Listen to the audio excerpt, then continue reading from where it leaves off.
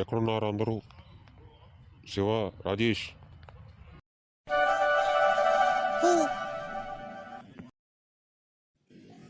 Hi.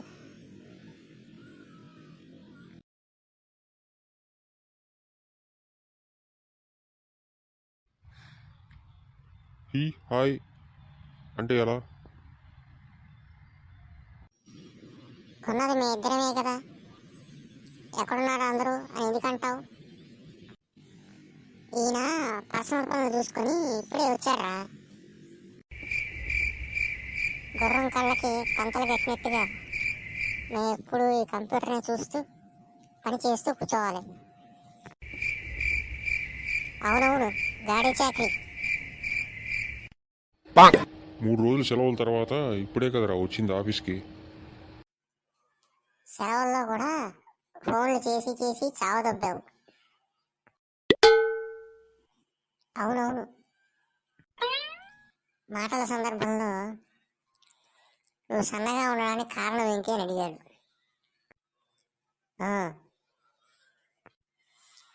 నేను cycle తొక్కుతాను అని చెప్పాను. కొంపతీసి ఈయన కూడా సైకిల్ తొక్కుతాడా ఏమిటి? సైకిల్ తొక్కుంటూ ఆఫీస్కి వచ్చి మీ ఊరు నుంచి అని అంటాడు. దేనికంట? ఆయన కూడా సైకిల్ తొక్కి సన్నపడాలంట. అదొక డొక్కు సైకిల్, తెలుసా? ఏంటి, నిజమా? అవును. ఏరా నిజమా? సగం నిజం. నువ్వు ఆ సైకిల్ తొక్కాలి అనుకుంటే ఒక బ్యాగ్ కూడా తీసుకెళ్ళు నీతో పాటు. దేనికి? ఆ సైకిల్ మీద ఎక్కడికైనా వెళ్ళావంటే ఒకటి రాలి పడిపోతూ ఉంటాయి. వచ్చేటప్పుడు ఆ బ్యాగులో ఆ రాలి పడిపోయినవన్నీ వేసుకొని మూట కట్టుకొని తెచ్చేయచ్చు. ఒరే, ఈయన ఎంత ఆస్తిపరుడో తెలుసా నీకు? ఏంటి, నిజమా?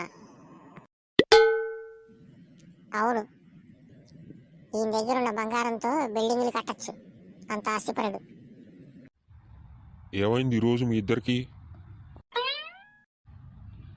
మీకు నట్టు బోల్టు ఎటువంటి బాధరుబంది లేదురా, అందుకని జోకులు వేస్తున్నారు. సార్ పిలుస్తున్నారు.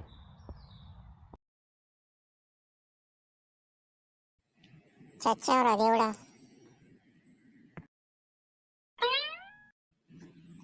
ఏమైంది?